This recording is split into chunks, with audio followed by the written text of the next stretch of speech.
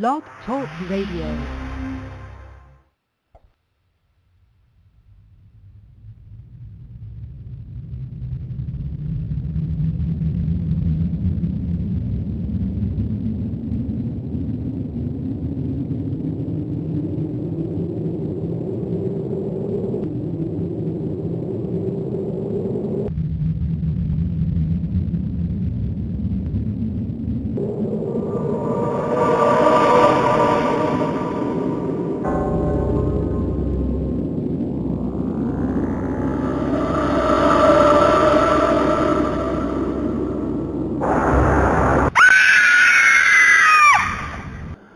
Live from Winston-Salem, it's Sunday Night Dead!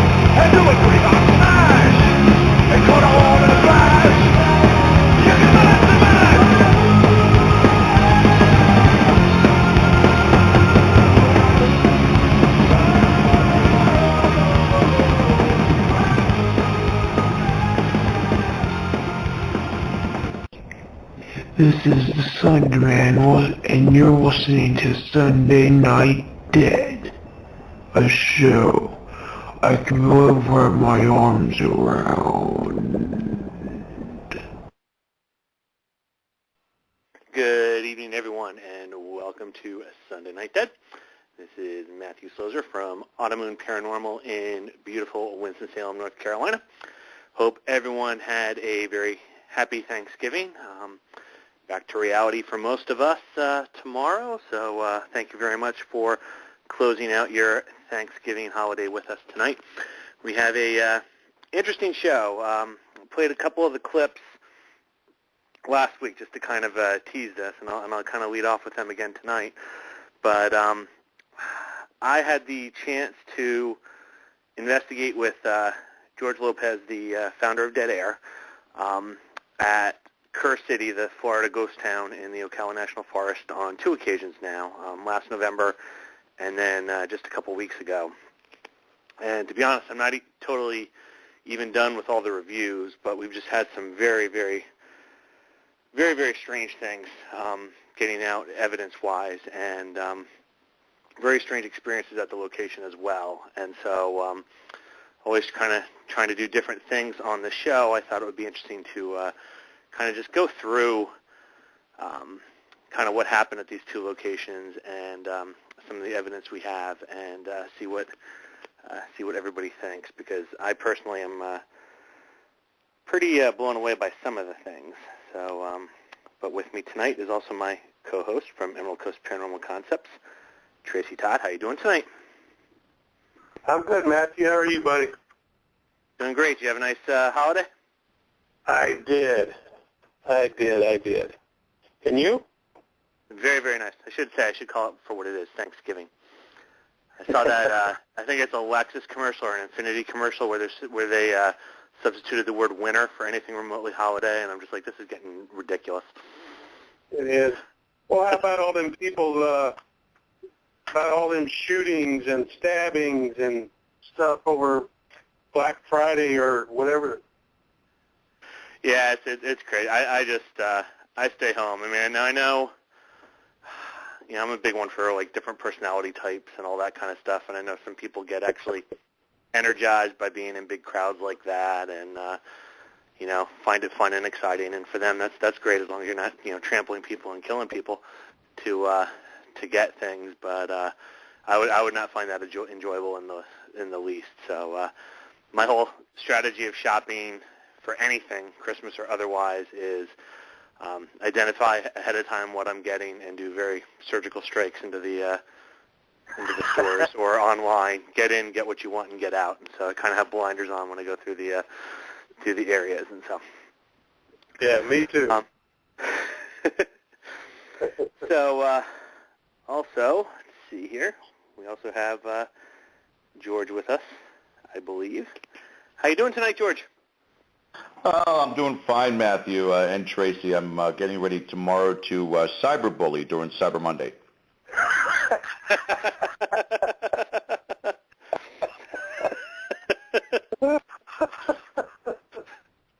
There you go.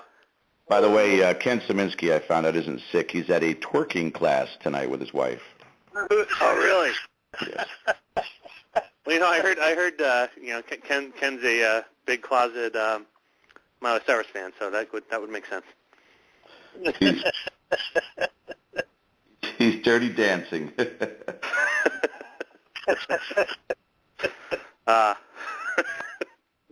Poor Ken. So, how was your holiday? It was great. Had the folks come up from South Florida to spend the 5 wonderful days with me, and it was actually more than that because it came in on Tuesday, Wednesday, Thursday, Friday, Saturday, Sunday.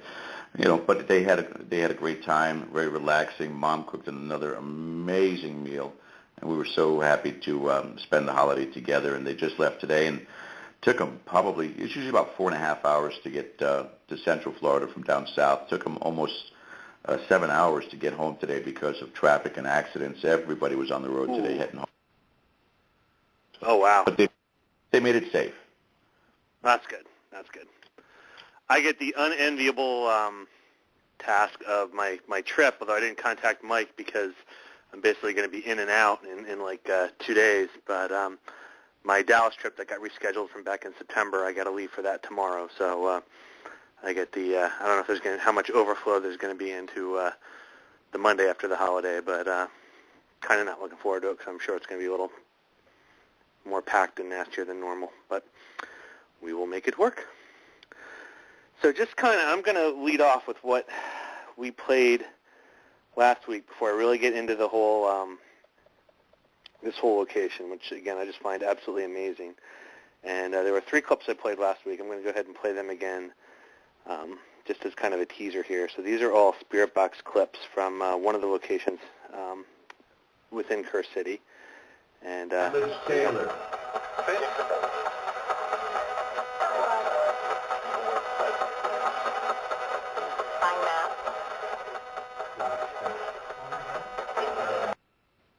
What's interesting about that is we were kind of doing a roll call, and it wasn't at my name yet. And we got the little high mat there. And then I got to see, this one loaded in a weird spot. So bear with me. This is a very strange one. Now let's go ahead and go right to this one. Person trying to reach Matt or his family, friend, or foe. Person time you communicate with Matt, are you family, friend, or foe to Matthew Slozer? Say Matt and that answer. All right. Listen now.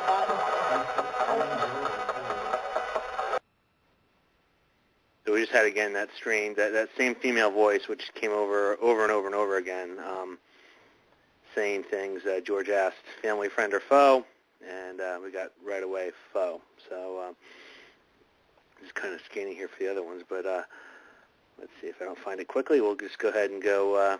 So George, why don't you, because you've had much more experience here, and I'm so thankful that you gave me the opportunity to investigate with you at this location. Can you give us just a bit of background about kind of what you, because you were there many, many times before I had the opportunity to investigate with you. So just a little kind of background on the location and some of your early experiences there. Well, this location was brought to my attention by a team member around 6 years ago or so, maybe 7, that it was deeply entrenched in the middle of the Ocala National Forest in Central Florida, a massive, massive forest, and it was listed under one of the particular websites that was, I think, is still active today as well, for haunted locations or ghost towns. You don't hear much about ghost towns in Florida. Usually, they're pretty much mowed over for a condominium if they're more than 30 years old. So it was rare to find a precious gem in the rough, if you will, with this location.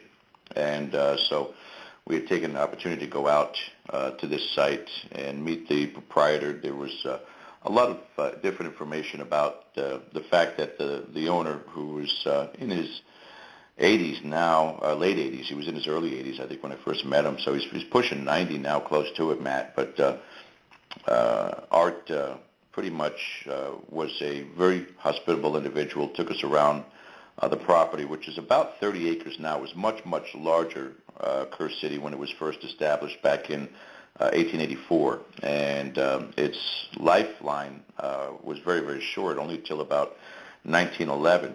The property had suffered through a horrible fire, and eventually they had a severe cold winter in 1911 to such a degree that I think people moved south, and that's how Miami Beach was invented. I think people just got out of there.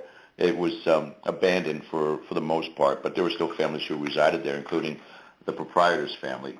The locations that we got a chance to investigate, the first time to this time, it's always been a privilege that he's given us access, has been what we consider to be a home base, Twin Oaks, which is, and again, a lot of these properties are still rentable. People use it for hunting season, fishing season. And the Twin Oaks is the location, that two-story building that we use usually for home base, because it's the only one that's got full electricity, heating during the winter time because it does get cold, and then the post office, which is, I mean, it's very antiquated. It's really cool. The doorway to receive the mail is about 8 feet off the floor because they receive mail by horse and carriage back in the day. So it's really neat the way that it's designed. The father's house, the proprietor's father's house, which is as I always call it, it's like an eBay dream. It's got so many different antiques in there. It's a beautiful place. The cemetery, and then we expanded out there to the shack and the barn, and the old car, the Corsair, that's out there as well. And from the get-go, Matthew, with the first group of people we went out, there was just 3 of us. We started capturing some of the most amazing evidence ever in all the different places I've had the privilege of traveling to see throughout the country. This place I come back to time and time again with a guarantee that there's going to be some sort of spirit phenomena occurring. And it was, I mean, for the most part, it was just a family aspect about the people we were making contact with seemed to be the people who resided there. And you catch them in all different places, from the cemetery to the post office, even in Twin Oaks to the father's house. And you got the characters, the cast of characters, for the first, I'd say, 3 or 4 years. And then lately, something has changed, and we don't have an idea of what the origin is. We do not know whether or not it had to do with other teams, which we'll probably talk about tonight, if not tonight, next week, about this last trip, and again, teams that are disrespectful. If other teams created this scenario where we were starting to get more of a negative atmosphere in one place, particularly the father's house, and more people were getting experiences in regards to what was happening. So we started to research this more and more, where the origin was coming from, where the location where this portal may have been from. We weren't sure, but it's proceeded, like I said, over 6 years, multitude of investigators, including some notable in the community. The My Ghost Story production team, the Ghost Adventures production team, have both talked to the proprietor to film there, and he's turned them both down because he does not want that type of exposure. He doesn't want vandals coming and things of that nature. But the saga continues. Now, just before we get into what you're talking about and your experiences coming there for the first time last November, and then this past November also, the cast of characters we talk about are Mr. Brennan's father, and residing his home, maybe his mother also. We've caught some perfume scents and things at the post office, the cemetery. Gracie has been heard. Alana's name has been called in the cemetery. Now, Alana, Gracie, we don't know anything about history-wise other than her grave is there. Alana was a nurse down at the post office who lived upstairs. She was, I guess, part of the pharmacy, I guess, if you will, if there was such a thing in 1911 back to 1884. Little Becca, who showed up a lot and still continues to do so, playful little girl, about 8 years old. Mr. Nasty, who, we're starting to look at it as Jeffrey being the actual name because of an experience you had and somebody else had using the same name. And again, some additional cast of characters. Alana's boyfriend, the thin man, her father on some spirit box sessions.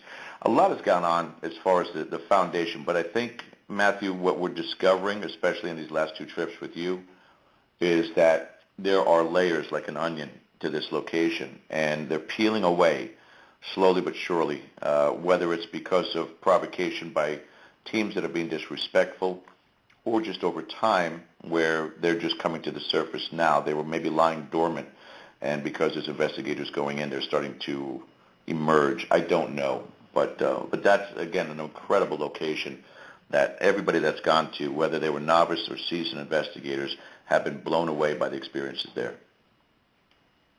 Yeah, and I just want to add, too, as far as the peeling back the onion, one of the reasons why I want to do these types of shows, on occasion, is for that whole building the body of knowledge. I just want to be clear here. This isn't a matter of, kind of pounding our chests going, look at me, check out this audio. It's more of a trying to share what we are finding, what we are learning, as to hopefully kind of just advance general knowledge and have a dialogue here. What blew me away, and really I wanted to kind of set up the second investigation by really talking about the first, because we had a lot of interesting things happen at the first one. So that's what I have loaded for the most part tonight. But just so everybody knows, and why I got really kind of blown away on this, I've sent George a number of copies off of the spirit box. Well, we'll be talking about the closet in the father's house, and a lot of weird things going on in that closet. George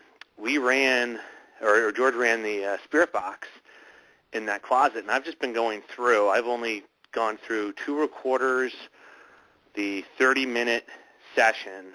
It was about 30 minutes run in that closet, and I have probably close to 90 clips that are worth checking out. And obviously we're not going to go over them all here. They're all of varying quality, but also getting some things that, at least for me personally, I found very thought-provoking. And so I thought it would be good to kind of present this, what we've experienced and kind of what we've obtained from the location, and get people's thoughts on this. Have you seen similar things? Kind of try to use this to help build the body of work that is out there. 646-929-2384 if anyone would like to call in and join us. George, what do you think about sound like a good game plan to try to use this to build the knowledge out there? I think so. To an extent, it's again, the hardest part about it is just the same frustration that I tend to have, that I don't have the privilege of a Matt Slozer location where I can get to such places as the old South Pittsburgh Hospital, Trans-Allegheny at a moment's notice and visit. There's a lot of people who don't have the time or the finances to travel down and go to this place in the middle of nowhere. But again, should they ever have that privilege, I would be completely honored to take anybody out there and then let them investigate this place. It's incredible, weather notwithstanding. Summertime is completely off limits because the bugs are enormous. We're in the middle of the forest, remember. Spiders are huge too. So wintertime, as long as you bundle up enough, it's the best time to go and investigate. It really is, and it seems the activity seems to be picking up the most during that time as well. But yeah, when you guys listen to the Spirit Box, and again, we will repeat them over and over again as Matt plays them, and then let your ears try to adjust to it and then tell you what we think we hear, because again, there's so many different voices coming across. Some of it are radio transmissions, but some of the other responses you can't deny when you're hearing Matt's name and you're hearing responses to the questions we're asking. It's very difficult to debate that then.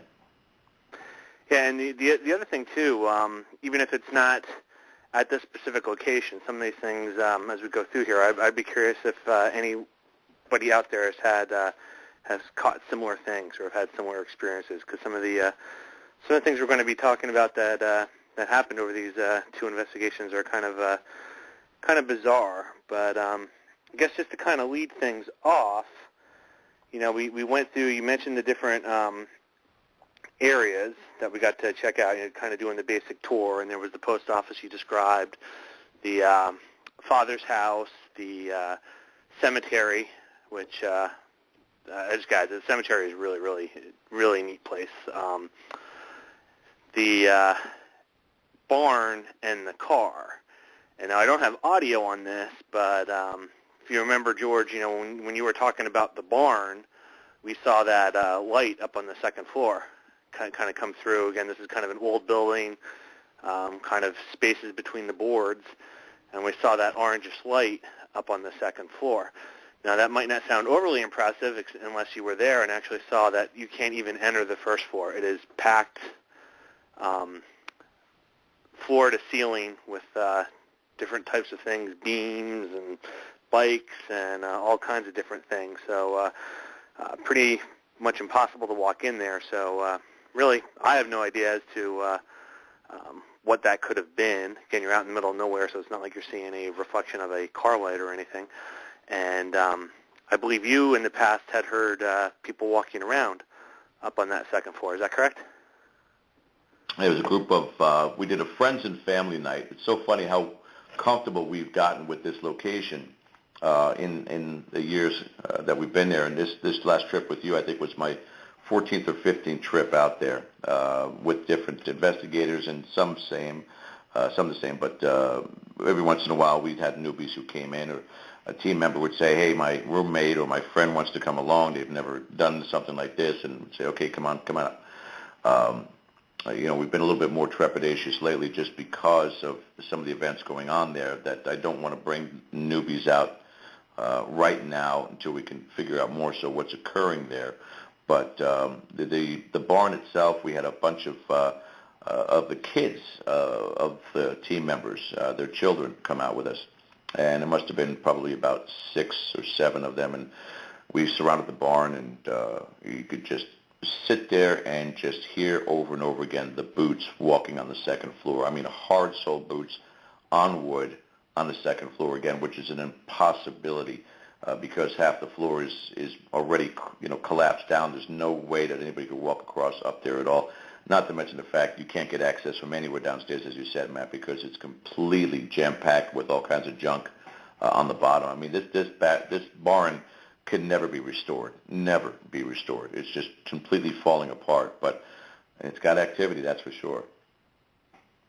Yeah, and I just wanted to I found that last clip for the last teaser, so just when you're saying about, being careful about who you have in these locations, and, everyone now is going to look at me like I'm a idiot because it was my wife and I on our anniversary. We were going down to Disney when we stopped by to do this investigation, so I actually brought my wife, she's been on a bunch of investigations with me now, but, not necessarily part of the team. Brought her out to this place, but she did not take part in the investigation of the father's house, where really a lot of these things are going to come out. So here's just, a creepy EVP from the second investigation. This was the one I was looking for earlier on the spirit box. And, I hear some people tell stories about these kind of voices and things coming through in general, but in the context of everything else that we've had happen in this location, this is pretty creepy. So I'm just going to share this before we get any further.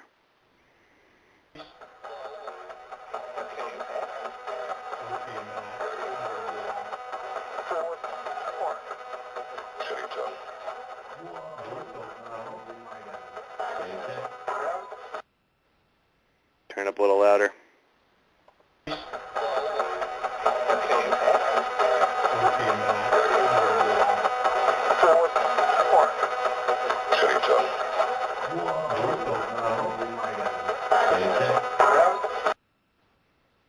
I know other people have had that happen, George, but, that's the first time I've had a low voice say, Satan across the spirit box.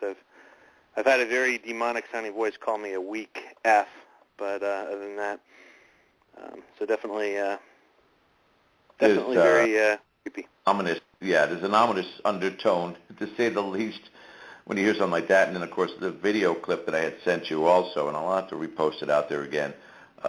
Didn't put it on our YouTube page yet with Mike Bowler, but I will for the Dead Air family. But where we heard the devil 3 times repeated, and of course everybody that was there, it was yourself, myself, Taylor, and Tyler, and we all heard that as well. It's disturbing. You can tell the difference between what's coming across that's radio transmissions, because you hear that pop, pop, pop, pop, pop, pop sound, and that's where it's changing frequencies constantly, and then just overpowering word, not unto itself overpowering, but then comes overpowering over the radio on top of that, leads you to be a little bit more skeptical that it's just happenstance. Just play that one more time, because it just blows Sure. my mind. Yeah, it's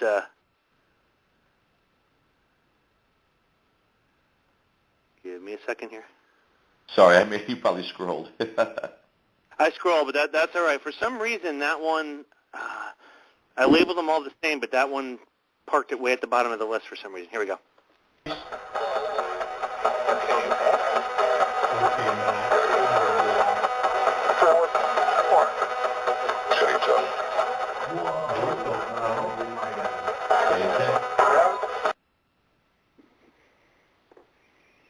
Yeah, it's very, very, very strange.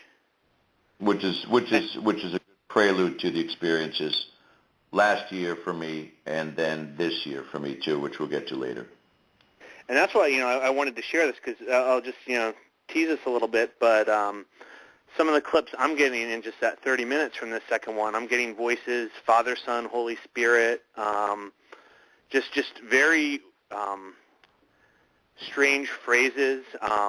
We had you asked about, is there a battle?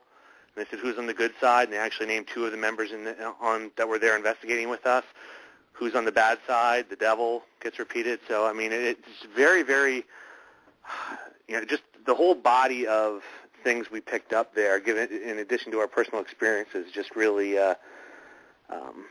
really blew me away, and why I wanted to really kind of get in here and share this. Well, the first clip I have is from the car. We got 2 things that happened around the car. Now, I don't know, I know you have one thing that happened with somebody with the car, George. I don't know if there was any other experiences in your previous investigations related to the car that's kind of out there in the field.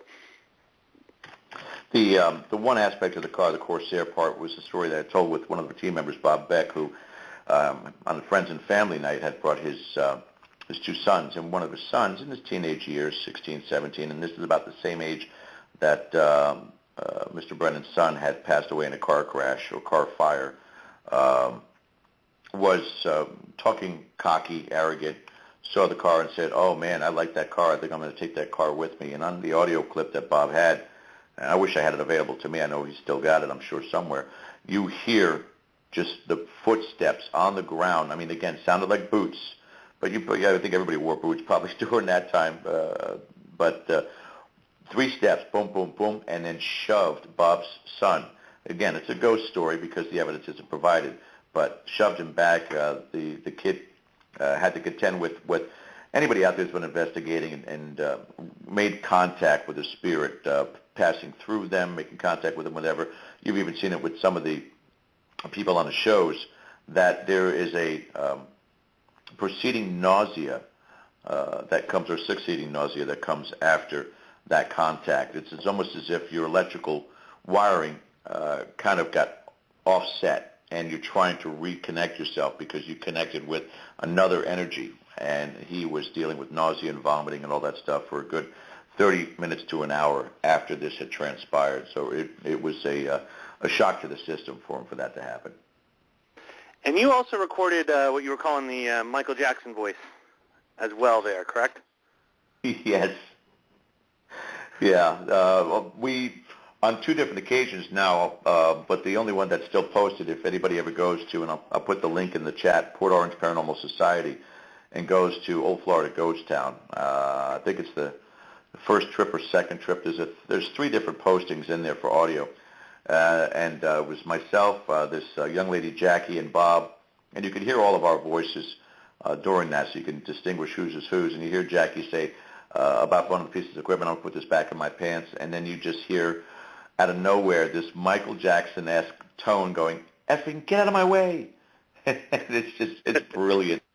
I'll post it in the chat for everybody to listen to. But yeah, and that's en route to the cemetery. So, I mean, for all intents and purposes, Matthew, that entire property, all 30 existing acres today, there's activity. There is life in that town.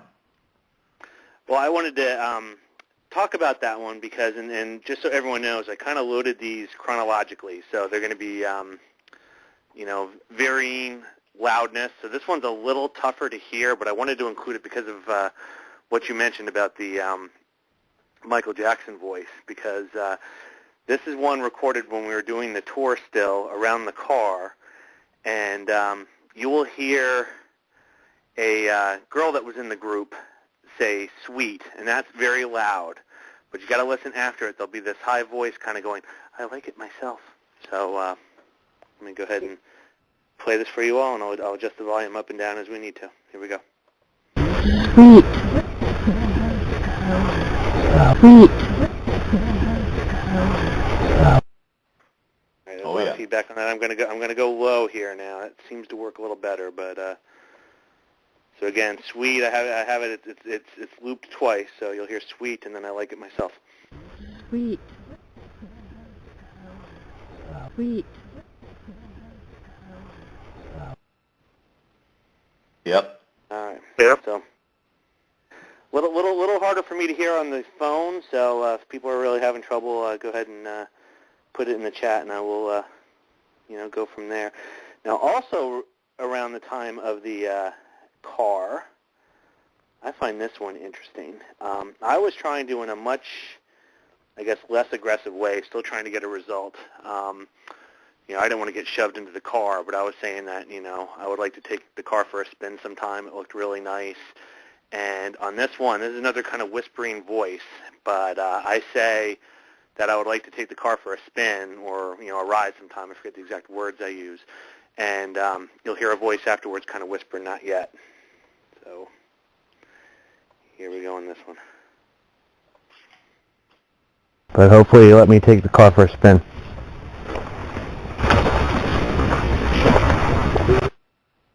Okay, I couldn't hear that at all with the Yellow. a little softer. Yeah, let me go a little softer here.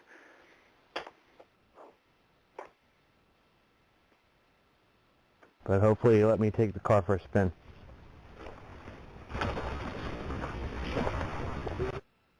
Yeah.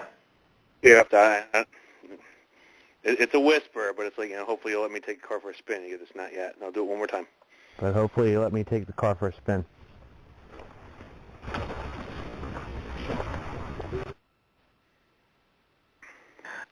Yeah, I hear that. And I only have one more from the outside before we start getting into the buildings from this first night, but I found this one very interesting as well. It's, again, all these outdoor ones are kind of very whispery, but we had with us one of the people that's in the chat right now, Melissa, a member of my team, and her sister was along as well, and I believe it's her sister talking here. And we're walking out of the cemetery, and it's very soft at the end, but listen for another whisper. This time I believe it says, "Join us." Whoever there. Yeah. Female. I'll do it one more time. Whoever there. Yeah. So I'm having a little bit of a harder time hearing it on the phone, but hopefully you guys could all hear that. Todd mentioned in there that, do I think it meant that I needed to die before I could take a ride in the car? I have no idea. But it was interesting to get that response. I have not actually. We didn't spend a whole lot of time on the second investigation near that car, but we were out there again. And so I didn't get a chance to review any of that yet to see if we picked up similar voices again. But really after that was, and this is where we really get into kind of the meat of things, the post office and the father's house. So spent a fair amount of time in the post office.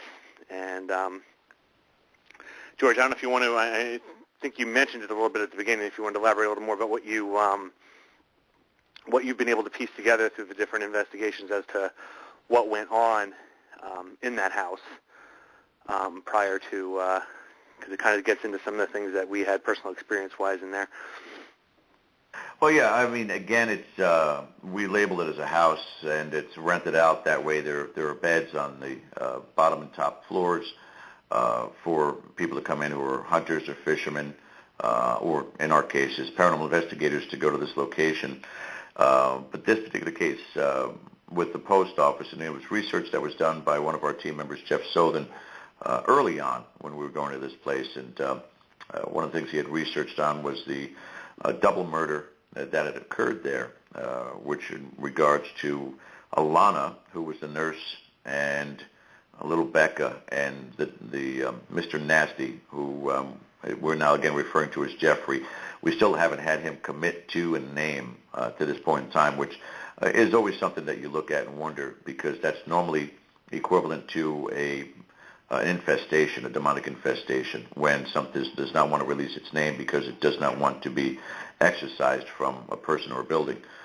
But in this particular case, you know, there's been several people, including yourself, who picked up on that name psychically, intuitively. I don't know, but you guys were grabbing up on it.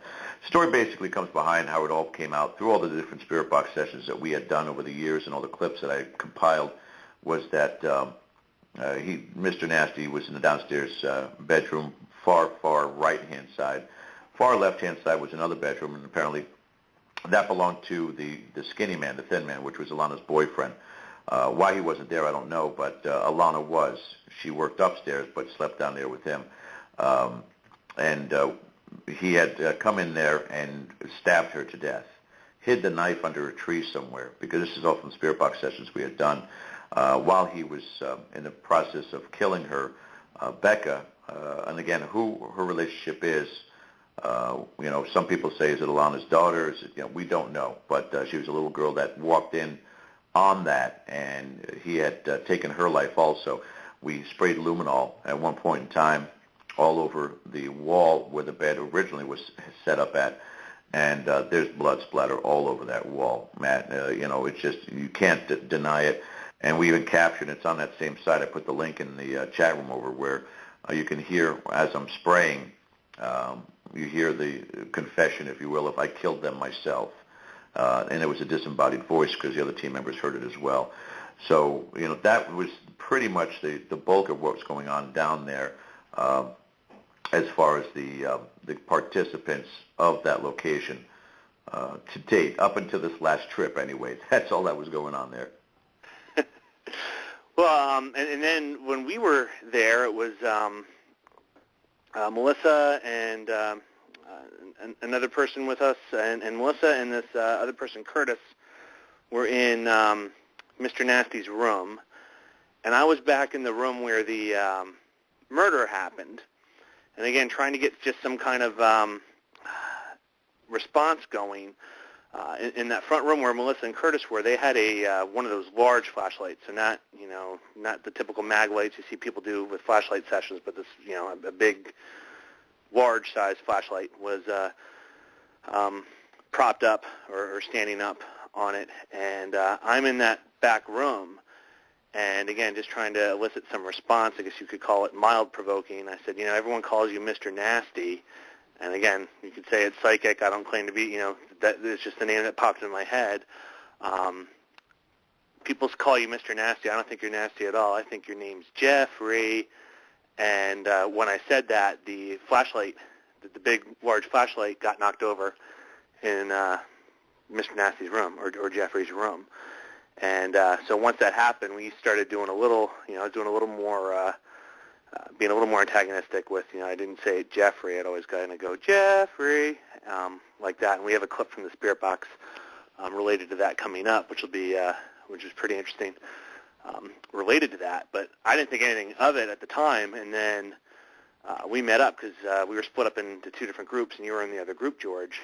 And I'd mentioned to you what happened when I said the name Jeffrey. And then you were telling me about that somebody previously on one of the previous investigations picked up that name in the post office as well. So just very interesting. Whether there's something to it or not, I don't know. But we also ran down there a pretty long Spirit Box session and got some pretty interesting things in doing that. I'll also add, I've posted it a couple times, so hopefully you've all seen it. I got one strange picture on both investigations. So this first investigation, again, there's no lights. You're really out in the middle of nowhere. I had my flash off in the front room of the post office, kind of the main room, almost what would be like the living room. I have this image, for lack of a better word. It's lighter than the rest of the picture, and to me it looks like a woman in a dress without a head. So it's interesting. I don't know in the whole case of the murder if she was decapitated or not in that, but just a very, very odd picture from there. But here's some of the interesting clips we got from the Spirit Box session. So this one's just an interesting one. I'll just go ahead and play it, and you guys can.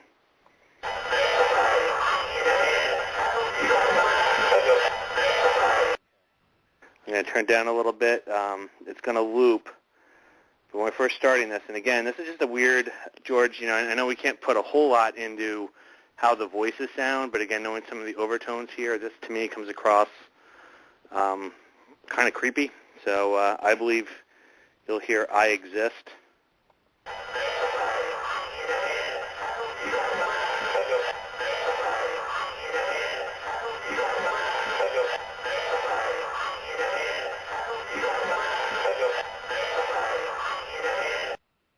Can you guys make that out? That's creepy. Yeah. That is creepy. It's almost in a preach aspect or a seance, that kind of a thing where they're chanting it over and over. Oh, no, I looped it. No, I understand that. But in that short loop, you could still hear this redundancy in what they're saying. You could hear it over and over again. Okay. Yeah, very, very, very weird. And now the next one, so I didn't realize it came up this quick. Here you'll hear Jeffrey. Gil, go ahead.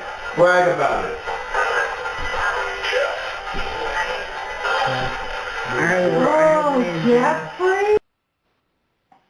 Now in that one, I believe it was Bob was trying to, I guess, kind of antagonize him, saying, go ahead, brag about the murder, and you definitely hear Jeff. I think it comes across Jeff, and then there's a pause and Ree. So the Ree's kind of tailing along. I'll go ahead and play it again, see if you guys can hear it. Gil, go ahead.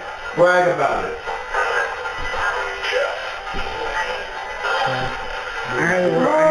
Jeffrey? Again, I don't know, just kind of odd, again, George, that, somebody picked up Jeffrey earlier, I picked up Jeffrey, and then playing the Spirit Box, we got Jeffrey's name as well. I'm picking something up off of that as well. If you could indulge me, Matt, and this is going to take a second to understand, but go back to the Satan one, play that voice, and then go back to the Jeff one, because they sound identical, I think. Okay, here we I go. hope I don't make a fool. Go ahead. Here we go. Here's the Satan one. Just got to I got a lot of scrolling in between, so it'll take a little bit here.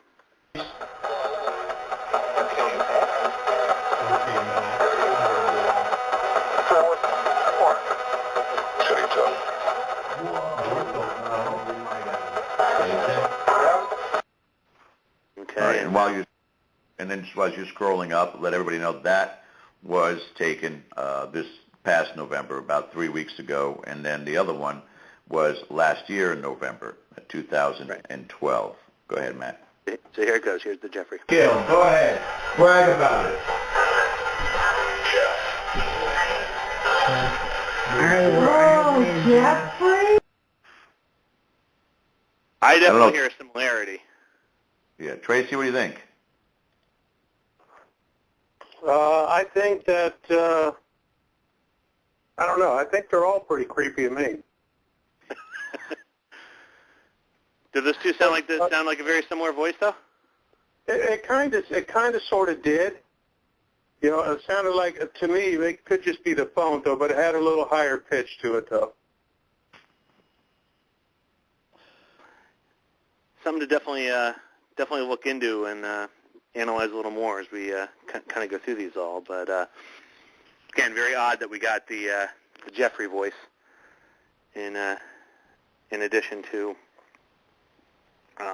everyone picking up that name. So all right. So moving right along here.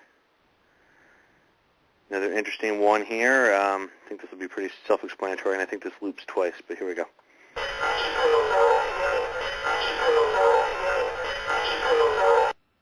I'm sorry, it loops way more than twice.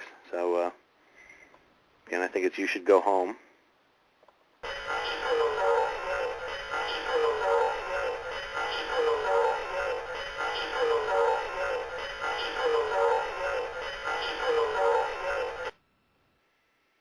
And I'll just add, George, one thing very consistent through this investigation and the one we just completed, there were an awful lot of get-outs and go-homes and things along those lines. So just, again, very very interesting. And I believe we have a caller here. So Is it 781? No, 954. Oh, okay. 781's on as just listening. Yeah, it's Jiggy. Hi, Jiggy. Hey, no, hi, George. It's Todd.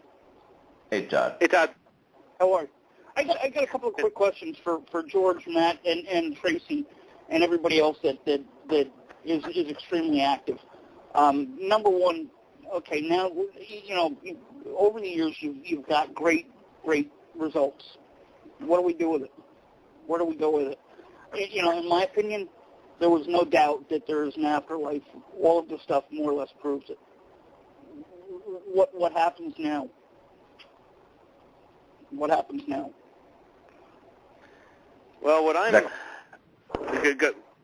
I'll go ahead and take my take on this is, and part of why I'm doing what I'm doing by trying to get this out there on the show and things as well is, yes, I have no doubt there's something out there. Trying to piece together and understand more about it is kind of where I'm going on this. And actually, when I first started doing this, it was even seeing these things on the shows and all that kind of stuff, thinking, is there really anything to this or not? And then the more things that I'm personally experiencing and hearing, the more it's intriguing me to dig into it deeper. So that's my own piece of it. I feel like I'm just piecing together part of a overall larger body of work that's going to take, years and years and years to to advance, and it was totally scoffed at 20 years ago. I think it's at least only partially scoffed at now, and we'll see what happens. But still going to build upon what I have here. Go ahead, George.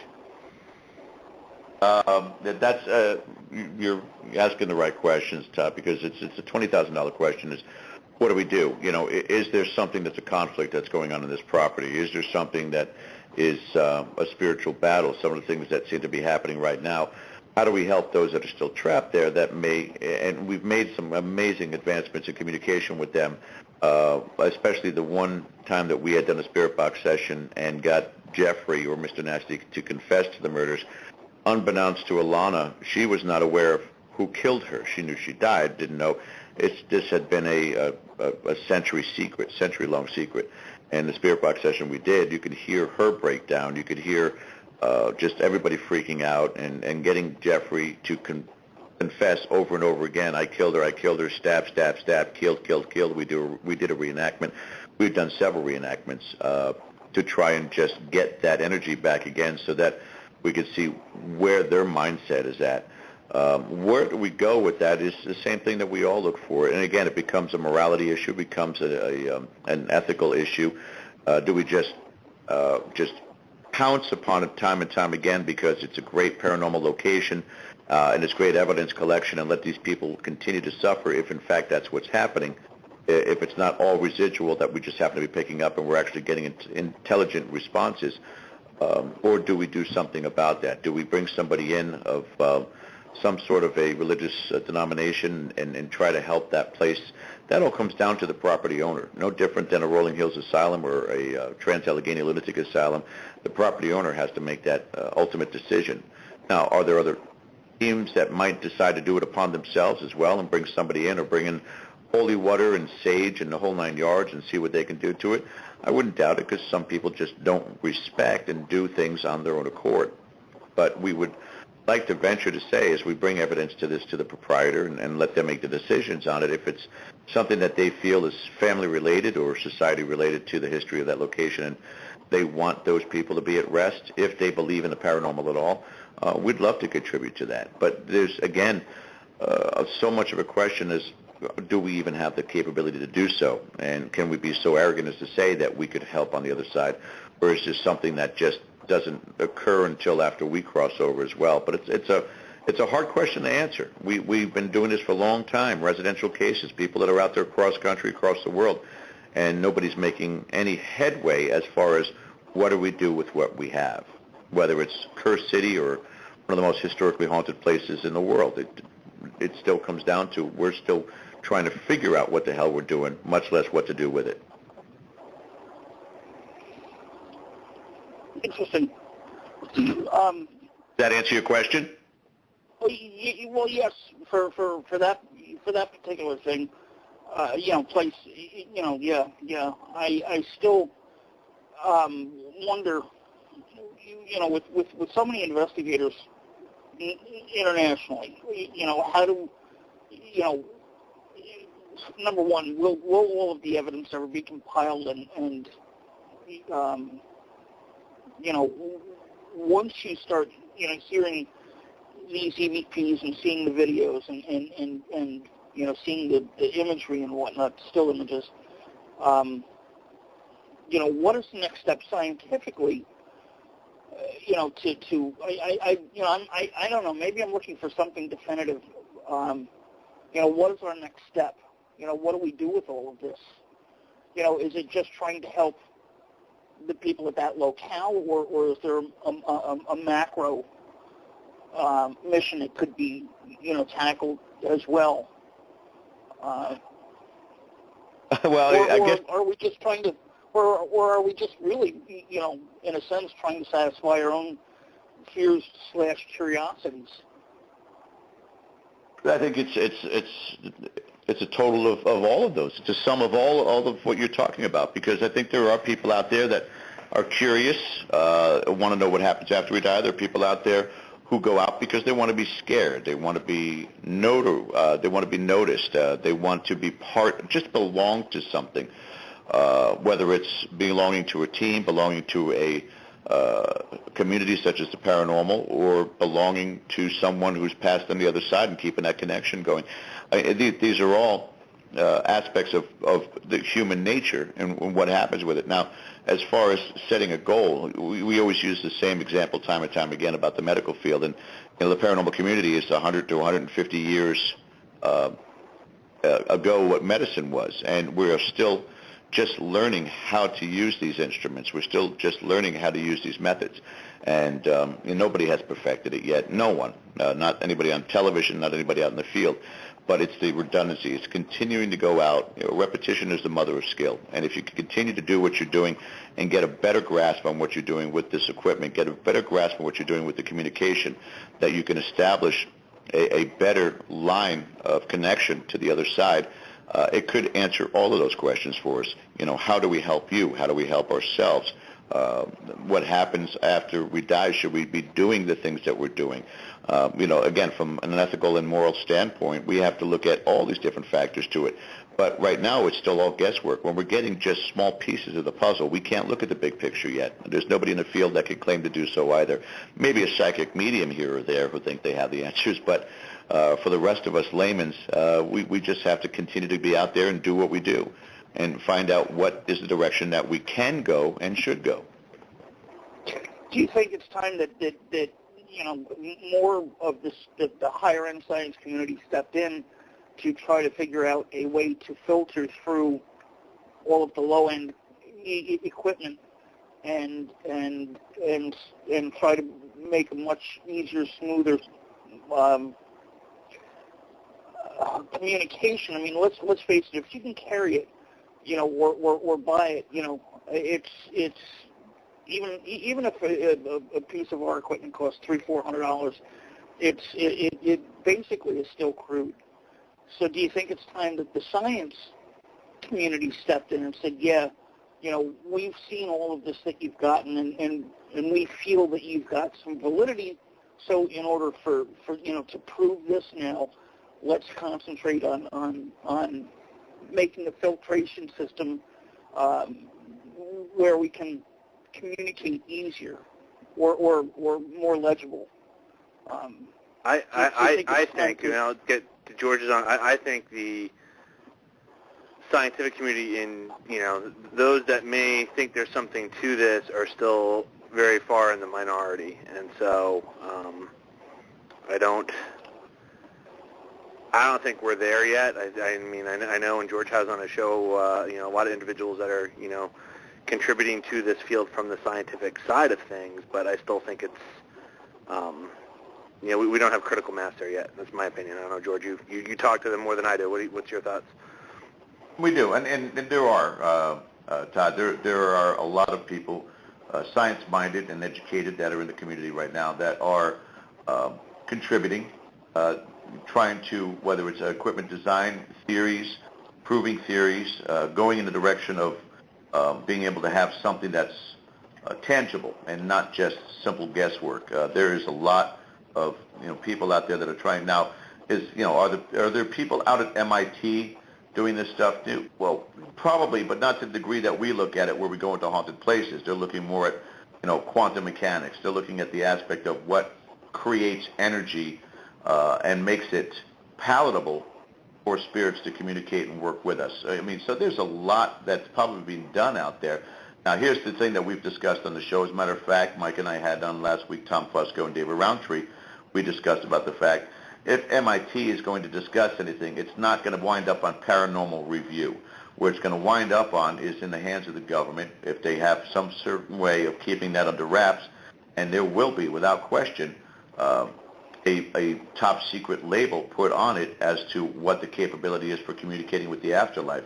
It's no different than alien contact. It's still going to be controlled because it's going to have significant bearing on religion. It's going to have significant bearing on society. It's going to be something that has to be completely and carefully monitored, simply because of the fact of what its ramifications could be. Even such that the degree that when we talked to Dave Roundtree, we talked to Thomas Fusco, they were both in agreement in the fact that if they ever had some type of a scientific breakthrough in this community, that they would disappear the next day, whether voluntarily or otherwise. But if they had a way of proving of life after death or how to channel the portals to travel to another time in our history, they had that capability, that science available to them, they'd be gone in a New York minute. You'd never see them again. And I believe it 100%. Interesting. Interesting, because, I tend to believe, believe that too, that there would be a lot of conflict with the powers that be because of, an attempt to manipulate. But I also think that there's so many quote-unquote witnesses out there that the rumors would spread quickly if something like that were to happen. Yeah, I agree. But anyway, also, George, I want to let you know, supposedly Hudson River has been sold. I spoke with the realtor last week, and I'm waiting for more verification from him. But supposedly Hudson River was sold, so it's going to be interesting to see what happens to it now. Yeah, keep me posted. So, anyway, I hope everybody had a great Thanksgiving, and thank you very much for the answers. It's interesting. It's definitely great food for thought. So, have a good night, guys. Thank you, sir. Thank you. All right. Well, time for me to reload a little bit on my beverage here and keep my voice going. So we are going to be back in about 5 minutes with the rest of the EVPs from the post office and then some very, very bizarre things that happened in the grandfather's house. So we'll be back in about 5. Hang in there. You're listening to Sunday Night Dead.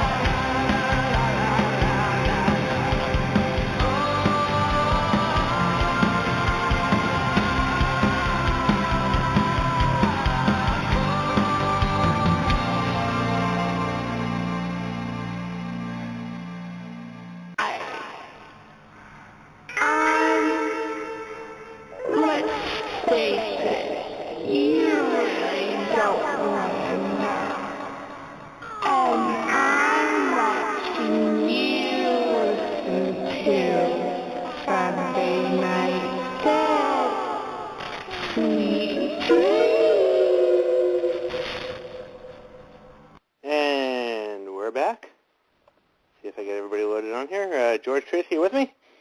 Yep. Yes, sir. All right. We're going to go right into the next one here, which pretty interesting. We were also at this time, again, in the post office, kind of going through the whole semi-confrontational about the Mr. Nasty or Jeffrey, and we got the I Exist and the Jeffrey and Get Out and all those kind of things. And then we get this one very interesting. I don't know if this is in reference to us accusing him or what, but it's just interesting. Just going to go ahead and play it and see what you guys make out of it.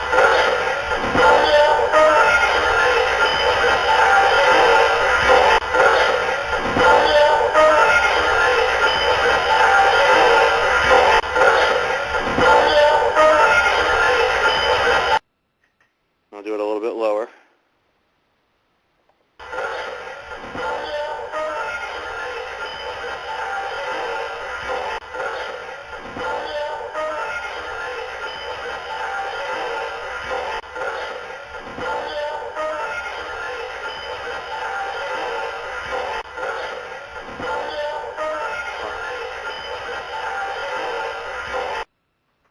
So male voice, they don't believe me. George, did you get any in the previous investigations of after he admitted this, any kind of denials or anything along those lines? No, my first inclination to hearing that, too, was Jeffrey's, what I thought I heard. I thought it was just a slower version, but was that slowed down or was that actual speed? That's actual speed, and I thought it was They Don't Believe Me. Well, it might be that, because I thought it was a slowed-down version, so I might be completely off on that. If you could, I'm sorry, Matt, if you could play that again, because that Yeah, no problem. That was creepy. No problem. Here we go.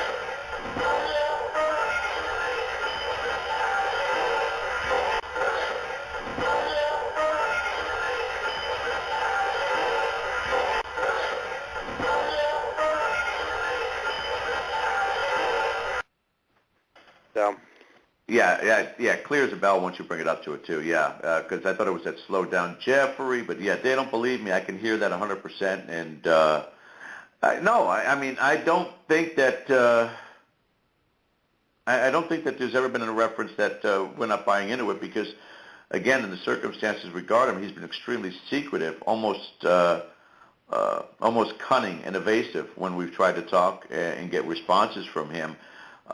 As to whether or not somebody such as yourself and Sarah Labrie, who picked up on the name of Jeffrey, might have been given to us by somebody else, and we're not buying into it, or I'm not buying into it, because I've not experienced it. There's a good possibility that that might be somebody who's been trying to give us this guy's name so we can get rid of him, and that's what we're hearing there. I mean, again, it's all speculation, but I would imagine that's a possibility. Yeah, absolutely. And I again, realize that I'm reading a hell of a lot into this, but another possibility I was thinking of is you had caught before about the Alana crying and, not realizing that he was the one who did it and all those kind of things. I was wondering almost if it could have been him kind of, denying it to her and, coming across that way. But again, I admit that's reading a hell of a lot into it, and I'm just speculating here. Yeah. What do you think you are? Adventures? You think you're Zach Baggins? Come on. Yeah. Well, again, just trying to see if things hold together here. So here's yet another. Now, what I will say is we get into this series here where I believe, I'll go ahead and call him Jeffrey, but I believe Jeffrey had enough, and so. He starts getting a little more nasty. They're not all going to be in a row here, but you'll see a little bit of a shift coming up in these. This one is just a simple get out, but Confirm, if you guys want us out of here so bad, say get out as much as you can. All right, I'm cutting that off first because I don't want to give anybody the wrong idea. You say, George, say get out as many times as you can. Yeah. This is looped, so it might give the impression when I play this that you ask for multiple get-outs, and we get a ton of get-outs.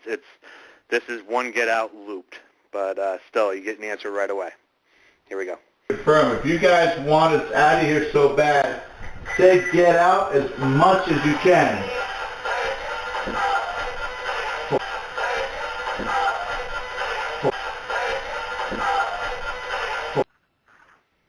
So, I mean, again, that was almost immediate after you said it. It's right there.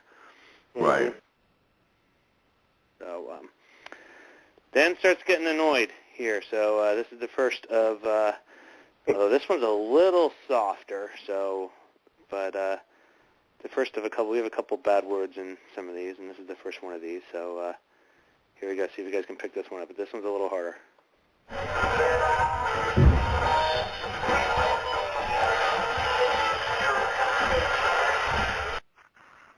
Okay, I'm going to turn it down a little bit. It's at the very end.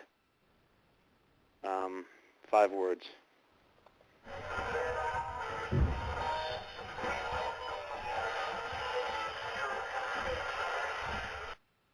Okay, I had a hard time even hearing that. Basically, there's a get out, but it's pretty soft. But then at the end, you hopefully can hear this. There's a you're a D word, referring to a male part of the anatomy. Here we go.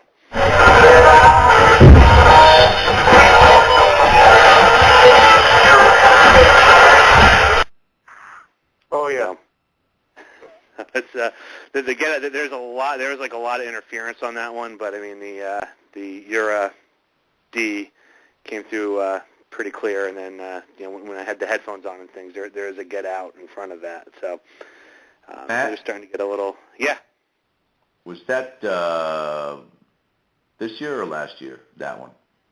That was last year. This is all in the post office. Okay. Which we come to the next one, where again he was very annoyed, and we get called another name. So here's this one.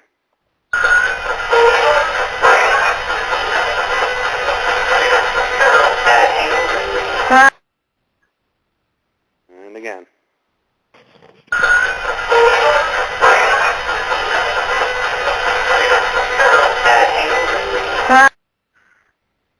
So the D word, then basically not the F-bomb, but a F faggot. I guess I'll go ahead and say it, but on that one. But so again, kind of getting irritated. Now I'm curious, George, why were you wondering if that was from this most recent? I just the way that it said "get out" was, and this was something that I've had a couple of different discussions lately with a couple of friends on the phone about some of the things that I experienced this last trip, and the term constantly comes across. And again, some of the talk I've had with John Zaffis and Adam Bly and some of the other people in the field, Legion. Why it's more than one, and that get out, that female get out, just strikes that chord to me that it's more than just one. It's like multiple voices saying get out at the same time, and that just kind of hit me to the core. Oh, okay. Well, I will say there is, again, like 90 clips in 30 minutes between 2 recorders. So let's just say it's 45, but still more than one a minute.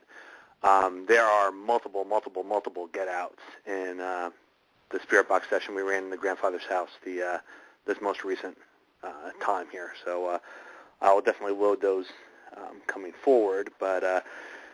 This next one, and kind of inconsistent. So we're getting called names. I think this one's, I think he's starting to get a little threatening in nature. So I'll just go ahead and play it so you guys can make it out.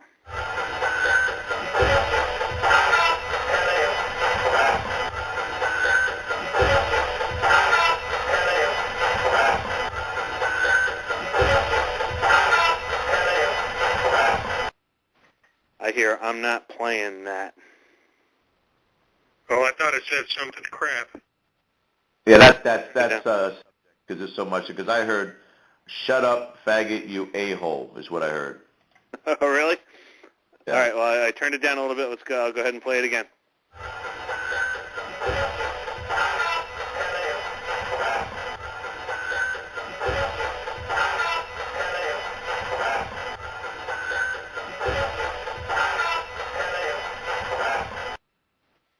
All right. something coming through there. So it's a lot.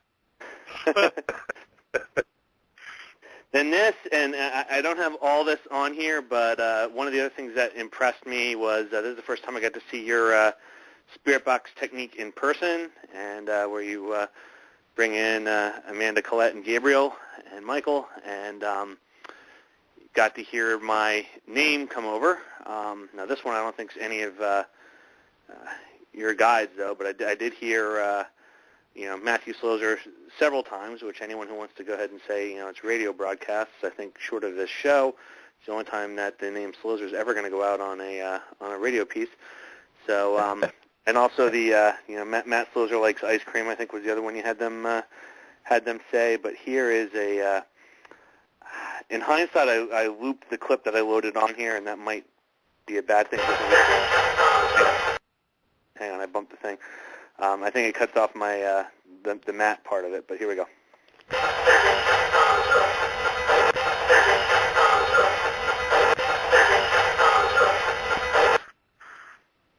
Yeah, you hear it all. Yeah, and the thing is, which is really odd in this, is my name came up a lot the second time. I played earlier the Hi Matt, and my name came up a lot to the point that I remember you, George, just basically saying, well, they want to talk to you, and that's, then I have, I'll play it later, but I have a very disturbing clip from that the second time when you say, go ahead and they want to talk to you, and I ask, why do they want to talk to me? And I get what I believe sounds like Matt Slozer possess, which obviously is a little disconcerting, but we'll load that one up and play in the feature and get everybody's thoughts on that one. This I found very interesting, and I loaded the looped one as opposed to the longer version of this, but this really bothers me in that the question that I asked at the spirit box when we're talking to the guy was, why did he kill the little girl? And this was the response I got from it, which I thought was kind of creepy.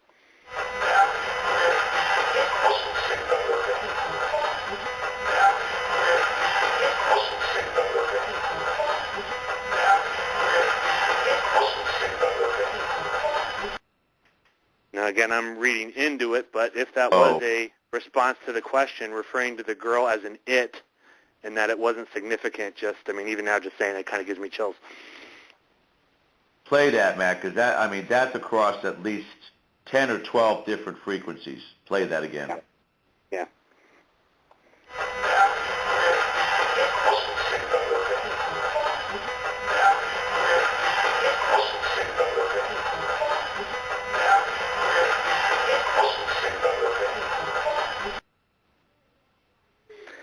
And error on my part, I actually wanted to load I had two versions of this on there, and I loaded the looping of just that phrase as opposed to the longer version where you hear me ask the question. So for the next show, I'll try to remember to go ahead and load the full one on there. But again, I just find that kind of creepy that's the how the question was answered. And yeah, it goes across multiple frequencies. That's a pretty long answer. That's amazing. Did you ever pick up anything else where there was any kind of animosity or just kind of anything strange like that directed at the kid? No, and the funny part about it is that, and we've said this many times before with regards to Jeffrey or Mr. Nasty, that he is a coward for all intents and purposes. In other words, he won't really approach, many a times he approached the guys, or won't approach me. Maybe it's one of those things that we've gotten to know each other to such a degree, he knows it's not going to affect me as much as it may be somebody else, but he doesn't ever talk to me ever as much as I try. So, I've never had that kind of direct contact. It's always been secondhand, somebody else that has come out to this location and has had an amazing experience or been scared to death by this guy, and but he keeps his distance from me for whatever reason. This is the last one I have from the post office, and again, these are just the last one of what I chose to load. Again, this the one amazing thing about this location was how many clips we were getting. But this is an interesting one because this is an EVP. This isn't from the spirit box, and this is when people were upstairs, kind of working their way down. So. Curtis, anything upstairs?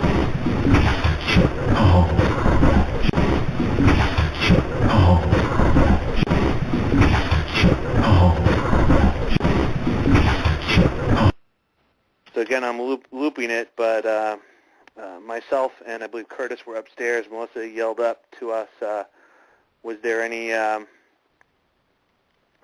upstairs? And we got this additional voice saying, I believe it's saying no room, and it loops here. I turned it up a little bit on this one, so go ahead and play it again. Curtis, anything upstairs?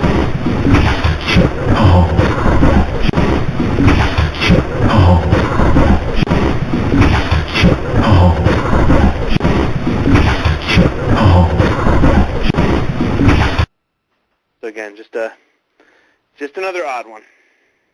Great capture. Yeah, that was good. So that leads us, and it's good because we got enough time here to really the highlight of, or I shouldn't say highlight, the climax of the evening, and that was the move over into the grandfather's house. Now, while we were doing all this work in the post office, George, you had things going on with the people you were with over in the grandfather's house, which then led basically a different group, you, myself, and I think it was 3 other people, to go into that section at the end of the night. Do you want to kind of elaborate as to what was going on in the early part of the evening when you guys were there? Yeah, this is fast forwarding after 5 years of visiting this place near a dozen times with a bunch of different people. The one thing that we were tending to pick up on more and more, almost since its origin, but more so in the last couple of years, was the fact that this area on the second floor of the father's house, the secondary bedroom, there's the main bedroom where the proprietor's father obviously lived, and he had a day room that was in there with a rocking chair. Really nice setup, really probably beautiful back in the day. But this second room, the closet area, had this, I don't know, energy about it. It's the only way I can put it. And we had gone in there time and time again. Again, caught mostly the proprietor's father saying, "Why are there kids in my bedroom? Get out. They don't want people in there." But all of a sudden, over the last couple of trips, and other people going out there telling me that they were seeing much more malevolent visions in this building. And again, not to know whether or not it was provoked by other investigative teams that were out there being disrespectful, holding seances, whatever it may be, but it just began to emerge more and more powerfully. And we did an experiment earlier that night, November 2012, where we brought in one of my team members, Bob Beck. Well, he wasn't there this time. It was the kids that I had with me. And we did an early experiment with his daughter, and she had some very unique experiences, very distinctful. You can't just have something like this and say, it's just a rare occurrence kind of a thing. But we kept it in secret. We came back to home base, explained it to Bob, who was very upset about whatever this did, because the daughter was shaken up, without a doubt, and had some nausea experiences and things such as that. And we went back with you and with Bob, and I forget who else was with us. I think it was Rachel Jett's friend. Just the guys went there, and that's when you had your experiences also identical to what Bob's daughter experienced there as well. Yeah, no, the one thing I would add, I almost included this clip just because kind of the joke I figured out is I can tell when anything catches me off guard because I always say the same thing, and that's holy shit. But when we were doing the tour, and we were in there the first time with everybody, you had asked me to go ahead and go in that closet and close the door and see if I experienced anything. And best way I can describe it, I know I've mentioned this a lot on the show, if you can picture this sound that Predator makes, that kind of clicking sound, I heard that at the back of the closet, and I'm kind of like, if I load the clip next week, it's kind of, I'm kind of like, hello? And then all of a sudden that clicking noise came like 2 inches away from my face, and that was it. I, gave the old holy shit, and I bailed out of that closet. What's interesting is the second time we were out there, I heard that same clicking noise on the bed next to me when we went to recreate these things. So very interesting, but best way I would describe it is there's two beds and there's a closet. There's two beds in the room, and basically you set up in a line. So somebody stands in the closet. In this case, it was George, and then I would sit on the bed and look out the window. And then I believe people would see things. I think the claim, or correct me if I'm wrong, George, that people would see things in the mirror that would have been kind of perpendicular to, or parallel. I'm sorry, parallel to the line of the person in the closet, the person on the bed, and the window. And go ahead. Sorry. No, there's something related to the mirror. As far as people seeing different things, and it depends on who you speak to about it. Again, nothing ever documented or collected. So again, in the aspect of ghost stories, but yeah, multiple times that we've done this, we've seen the shadow imps. For people again who don't know what imps are, just think of Shark Week on TV on Animal Planet, and the pilot fish that swim along with the sharks. Shark being a demon, and the pilot fish being the imps. They feed off fear. And these things are maybe about 2.5, 3 feet high, hairy, and just horrible grin, that ear-to-ear kind of grin. And these things are moving very, very fast, peeking out things. And we've had multiple occasions of sighting them inside this room in the deep, dark shadows. You can pick them out. For just the viewing aspect for people who've never been to this location, for the room itself, you walk into the room, turn to the left, and the closet is right adjacent to the door. So in other words, if you're walking out of the room, you could either walk out of the room door or walk into the closet. They're side by side. Now, if you're standing in the closet, you're facing into the room, and then there's one double bed, and then a second double bed, and then there's a window. And the way that Matt's sitting up is I'm standing in the closet doorway looking across the room. I see the double bed, then I see the second double bed, Matt sitting with his back to me, and then facing the window, hoping to see whether or not there's a reflection or some kind of an experience. And that's the experiment we did with Bob's daughter. And then, Matt, you can go forward with what you experienced at that point. Basically, I would describe it, and this was before you talked about the whole imp thing. Basically, sensation of, I'll say 2 hands on my shoulders, but almost a sharp feeling to them, almost like there would have been sharp nails or something to it. Again, on both shoulders. Chills. One of the most creepy experiences was just cold, clammy flesh, best way I can describe it, draped across my neck, almost like if somebody took a fish, an old dead fish, and kind of put it across my neck like a scarf. Then at one point, Georgie asked me to kind of lean backwards. And so when I lean backwards, best way I can describe it is if you can picture almost like a rope or, I could say a snake, but, it's something along those lines. So, a rope, but, some weight to it.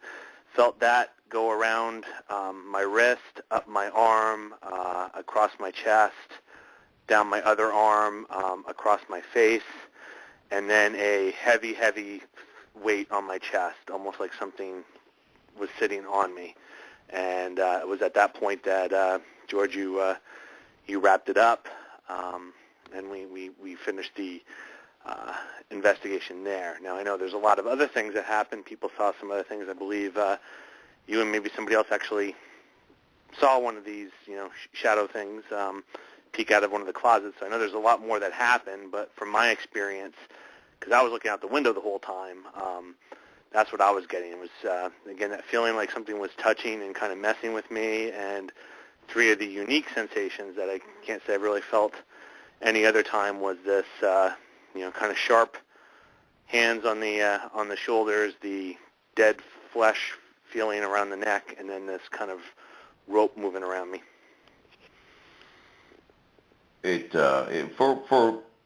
For something like that, and again, this is the thing that people always talk about, and ask, why don't you continue and proceed forward when you're having these experiences? Well, it's hard because when you're doing it and you notice that people are really being reacted by it, you do not know where the threshold is before something worse could occur. And we've had circumstances where we've had females that were involved or children that were involved during these investigations, and we just don't want to take the risk. If I'm going to go out there with a team of seasoned investigators and we are ready and prepared, but we have the arsenal behind us, in other words, some sort of a clergyman that's involved with this also who can help to, alleviate any issues that we're contending with, things of that nature. But we have to be, if you're going to go into a battle, you got to make sure you have the right equipment. And, I don't think that we are yet. I think we're, breaking through, but some of the experiences, again, which we'll get to either this week or next week, that I experienced, again, took home with me in one aspect or another, again, is very, very disturbing, that the potentiality that it could linger past the point of that location and come back and follow you home. For anybody, it could be dangerous. Even for somebody who's a seasoned investigator, you got to consider the fact that anything's possible. You got to be prepared for it. Yeah, it was definitely a very, very odd experience, and I would say that that cold flush thing was definitely disturbing. But George, from you, while that was all going on while I was sitting on the bed, you were having things happen while you were standing in the closet. And you can kind of elaborate about what you were seeing and hearing while you were there? Yeah, it's for educational purposes, it's something that I want to bring up, Matt, because, again, not knowing to what degree what we're dealing with has power over us, has some sort of a insight as to our deepest, darkest fears or whatever may occur, or control of us from an emotional standpoint. But it's important for people to know about this because people forget that there are risks involved with us dealing with the unknown. And give you a Reader's Digest version of it. We were in the room, and I said, I want to try to experiment like what Matthew did when he stepped in the closet earlier, but this time I went into the closet, I closed the door, and I said something that probably none of us should be saying or taking that risk. Not that use my energy crap or nothing like that, because I think that's stupid, but I just said, show me where you come from. And the visuals that I got are hard to explain. Hell. That's it. That's it. You use your own, ideas of it. But these imps were clear as day. The smile of almost "we got you" kind of a thing. It was disturbing, to say the least. And though I didn't take a second thought of it, because we're in the middle of an investigation, you have to be objective to what you're doing. What transpired over the next 3 days was nothing short of true, which is something I've never experienced ever in my life, but true clinical depression.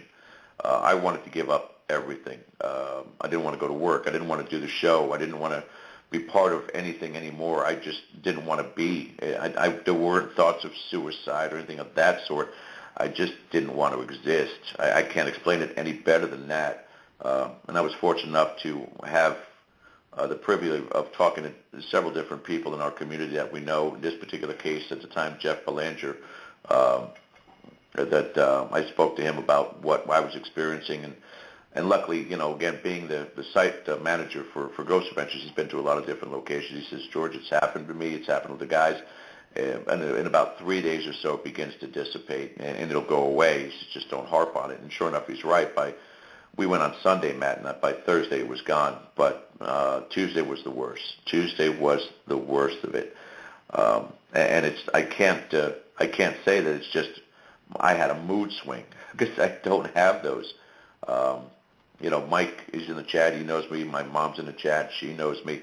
I don't have those kind of mood swings. I don't post things on Facebook that, oh my God, and my life is all. But for that very short span of time, something really messed with me.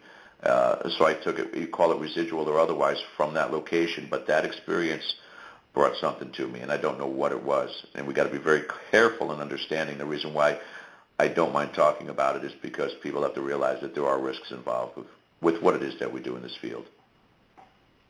Now, I remember, too, when Mike in the chat probably remembers this too. We had a conference call set up for the show on that Tuesday, and I remember we were all trying to get in touch with you, and at least up to the point of trying to get the call, nobody was getting in touch with you. So yeah, definitely strange. And then you, if I remember right, was it you or was it somebody else in the room that saw that actually saw something that looked kind of like the imp kind of go around the corner of the closet or out from the hall? I forget which angle, but I remember something along those lines. Both Bob Beck and I both standing. He was standing next to the mirror and that chest of drawers, and I was standing near the entranceway into the room, and we both at the same time saw it peek out from the closet down below us, like right behind the legs of whoever was standing there at the time. We just both simultaneously went, "Whoa, you got to be effing kidding me!" And again, they were getting brave. They certainly were getting brave during that time. And you would describe it, if I remember, is it kind of like the movie Gremlins, how they looked? That's what I'm kind of picturing when you said it, but I might have that wrong. No. As a matter of fact, I found a picture. I started surfing on the web, and I found a picture, and I have it, and I'll see if I can't post it on Facebook. So if you guys are Facebook friends of mine, you can take a look at it. It's exactly what it looks like. And again, extremely, extremely disturbing. So I'm going to see if I can find it right now, guys, so you guys can get a chance to look at it. And then I'll post my Facebook page link so you guys can friend me, and then you can take a look at it. But I'm going to look for it right now. Sounds good. Sounds good. Now, related to that experience, and obviously very very disturbing, and knowing some of the things that happened the second time we were there at the grandfather's house, which certainly everything still haven't gone through even half of the evidence yet, and I would say I found the second one far more disturbing than the first. Anything from your perspective try to capitalize on your experience the first time? Was anything trying to exploit that, or you felt like anything was messing with you in that regard the second time we were out there? Yeah. And Mel was putting in the chat room, she just didn't have that same sensation this time that she had last time with connection to Jeffrey. And I said, I think there was a different agenda that what was experienced in, of all places, the post office, which was never an attack area for us. It's always been the post office that seemed to be the father's house seemed to be the focal point for anything that was malevolent or negative. Now, as to whether or not it's grown exponentially, whether or not it's because of some of these, and again, in a real brief factor, when we went there this time, the entire property was disheveled. There are people who were there that weekend that we were there. We were there on Sunday. Somebody Friday or Saturday stayed there and just tore the place apart. They were smoking in the father's house. There was a styro cup with cigarette butts in it. One burned through the side of the styro, could have caused a fire. All the beds were unkept, moved around. The little rocking chair area in the father's day room that had a vase, and a dish, and all, it was all we set up, everything was moved around, not put back. Whoever was there was disrespectful. Is there other teams that are going in there and being disrespectful in other ways and creating these rifts, these portals, whatever? I don't know. Again, it's all speculation.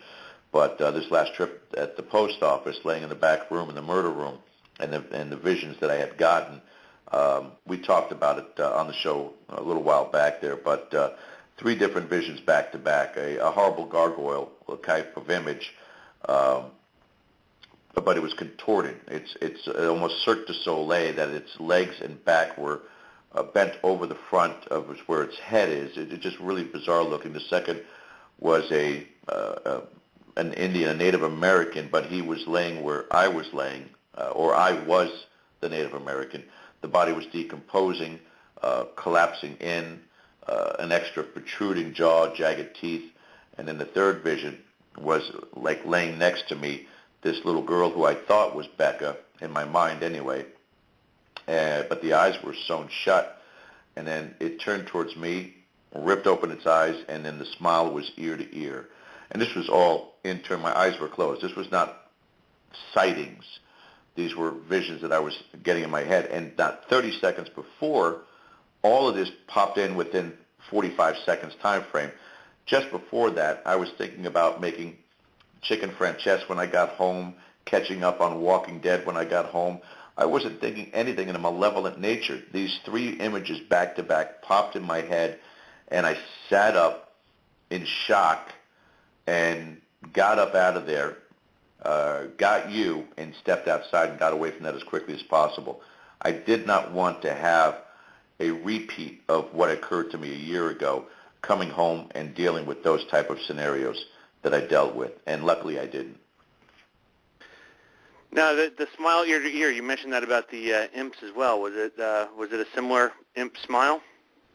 If you want, smile similar?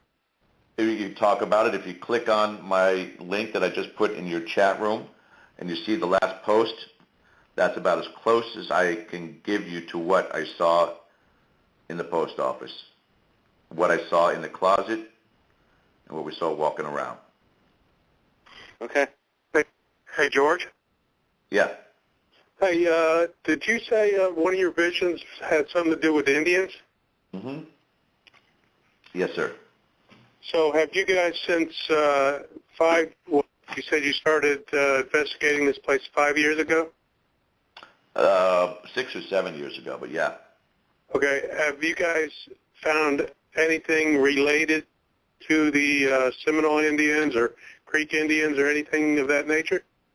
Well, the whole area had Native American heritage to it, and we've had instances of, including myself, again, the visions and the sightings even out in the middle of the big, huge area of the grounds, like between the houses and the barn. It's a massive, massive open area of Native American running up, that kind of a vision. Almost threatening in a side of a way, like a charge, an Indian charge, if you will.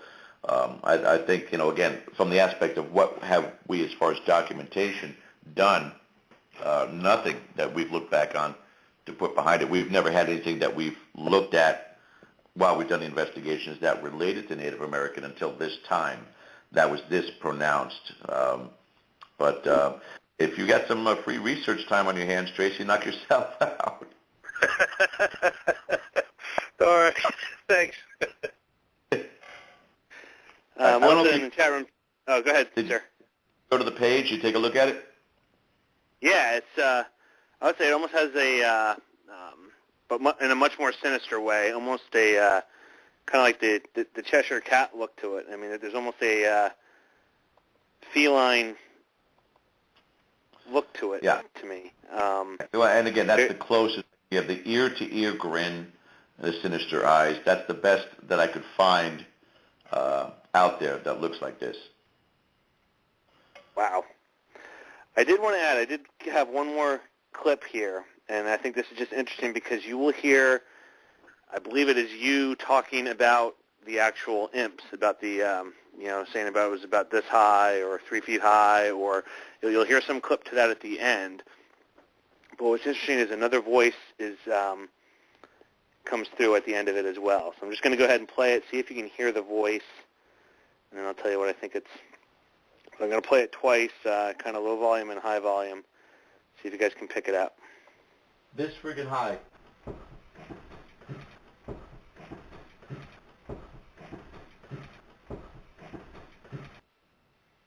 Okay, going to turn up a little bit. It's a little harder, too, because you can hear people going up and down the steps, but I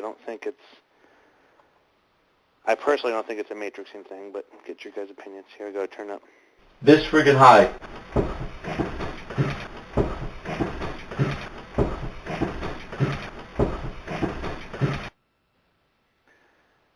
I'm hearing It's Not Fair. I don't know if you guys could pick that up, or do you think I'm matrixing footsteps? Play I don't know, Sorry? Tracy, what do you think? Yeah, play it again, Matt. Yep. It loops. I'm almost hearing like It's Not Fair, but I'm not sure. It could be picking up matrixing something out of the footsteps going down the stairs. Here we go. This friggin' high.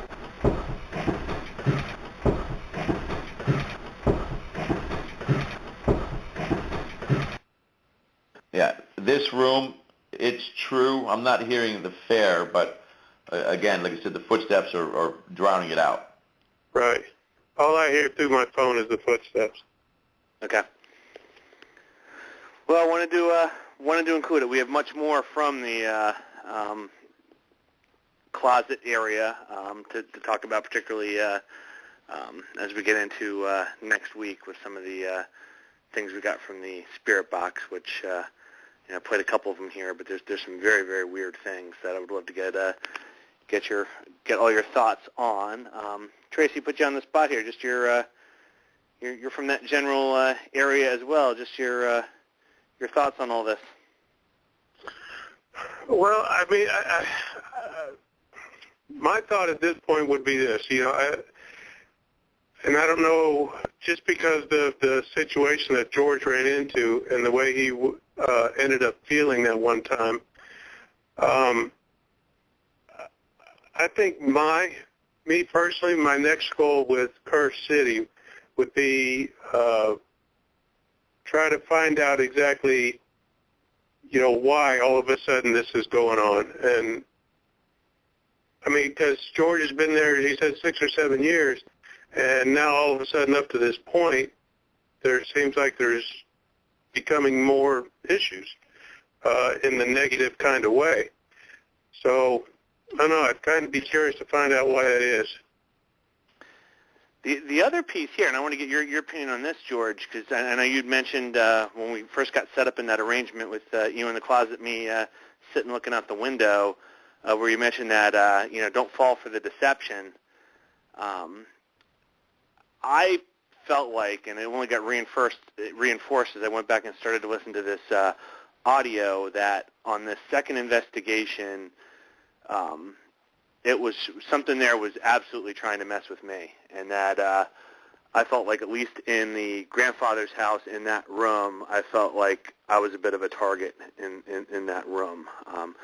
To be honest, I was doing it in my head, but I was praying almost the entire time I was in there because I felt very vulnerable is the best word I can say. I don't know if it was, just psychological, knowing what happened to you ahead of time, or if something was really messing with me, but I definitely felt on the defensive in that room.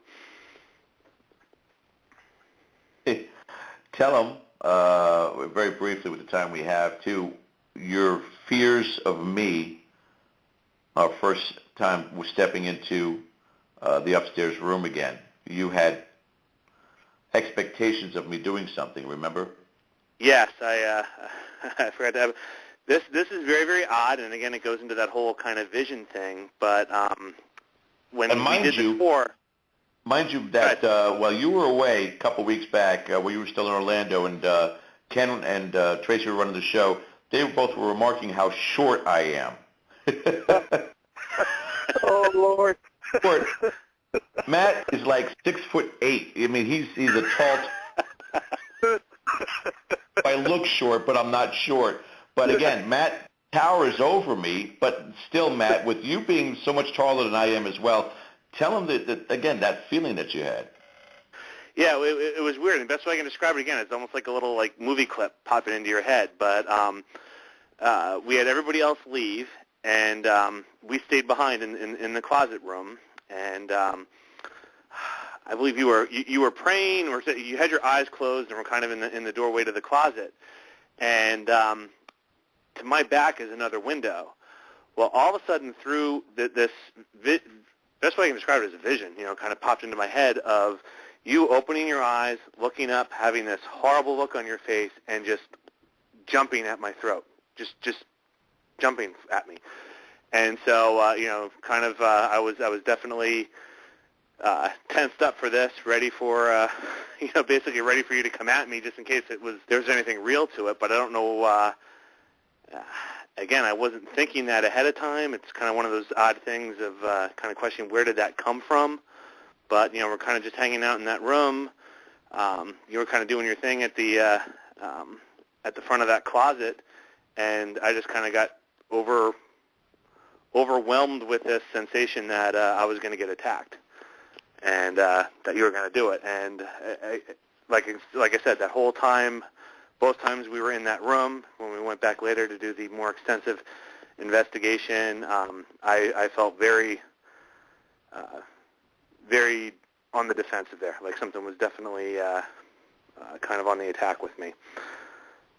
Yeah. Tracy, I'd love for you to come down sometime. There's something wicked in this location that knows how to play on their psyche, knows how to tap into your thoughts and mess with you. It's the only way that I could put it. It's not like the TV shows or some of the things on YouTube where everybody's getting pushed and scratched and all this other kind of stuff. This is a psychological onslaught that, again, in all these other different places I've been to, from Bobby Mackey's basement to Trans-Allegheny to Rolling Hills, I've never had anything like this in my experiences. Well, Susan and I, the wife, we were just talking about that, and we're going to see, perhaps probably after hunting season, maybe we'll hook up with you and maybe set up a trip. Sounds good. Sounds good. Maybe we can get Mike Bowler to come along, and we'll leave him in the father's house all alone.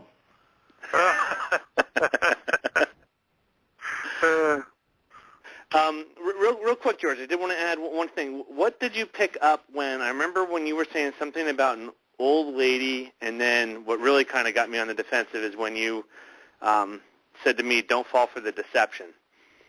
What were you picking up, or exactly what was all, what like led to that? What were you seeing or hearing or experiencing that? There was a transgression of trust, I guess, in a sense, where they were trying to come across still as part of that first layer that we talked about with the onion, and to get us to open up.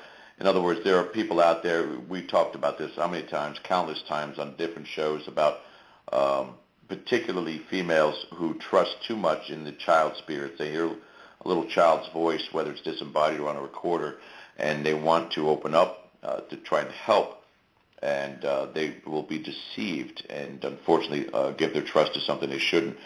That was the aspect of the deception here that I wasn't going to buy into it. At this point in time, Matthew, going to this place, I can't trust anything that I communicate with. I don't know anymore.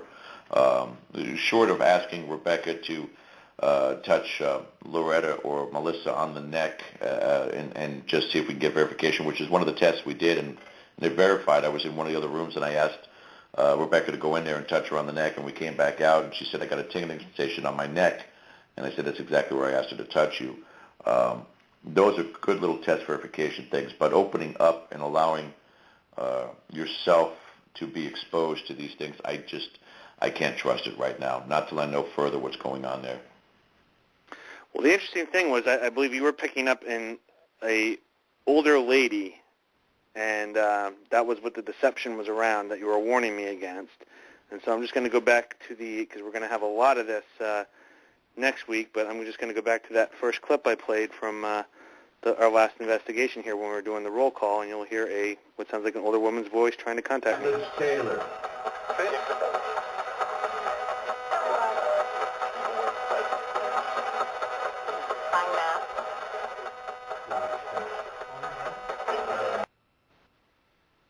Yeah. So again, coincidental or not, who knows? But it's just when those things kind of piece together, and you had mentioned the older woman and to watch out long before we were at that point in the spirit box session. So very interesting. I hope everyone enjoyed kind of our teeing this off. We will definitely dive into this more next week, and depending on how much we uncover on this, it may be longer than that. We may have to mix it up with some other shows, but we will continue to build upon our experiences here and see what we can learn. George, what do you got coming up tomorrow night? Prime time, we're going to have a couple of different discussions. There's been a lot, as Matt, you were involved in today, with regards to the actor who died today, Paul Walker, and people really kind of just taking sides to why this exposure is going on with him. a lot of different people. And Tony and Dana's going to join us a little bit in the first part of that show. And then we got a few other special guests coming on. It's just another, get good roundtable discussion with Mr. Bowler and myself tomorrow 9 p.m. Eastern Standard Time, right here on the Dead Air Family on Blog Talk Radio. Sounds good. Well, once again, George Tracy, thank you very much for joining me this evening. You're welcome. Thanks. Good show. And we will see everybody next week. Thank you, everyone, for tuning in. We will have Kerr City Part 2 next week. Good night, everyone. Good night, guys.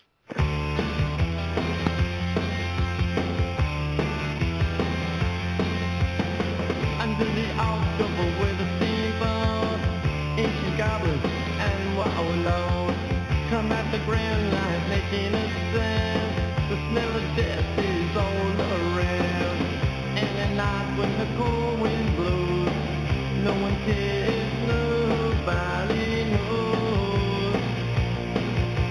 I don't wanna be buried in a pet cemetery. I don't want to live my life again.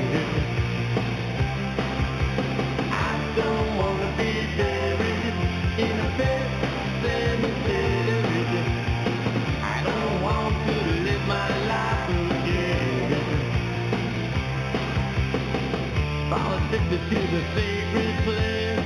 This ain't a dream, I can't escape. Molars and fangs are sticking up bones. Spirits moaning among the tombstones. And at night when the moon is bright, someone cries, something ain't right. I don't want to be buried in a pet cemetery. I don't want to live my life again. I don't want to be buried in a pet cemetery. I don't want to live my life again.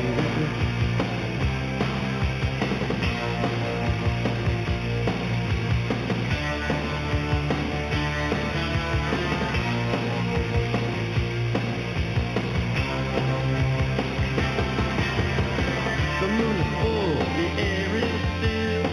All of a sudden, I feel a chill. Victor is grinning, flesh is riding away. Skeleton dance, I curse these days. And at night when the wolves cry out, listen close and you can hear me shout. I don't wanna be buried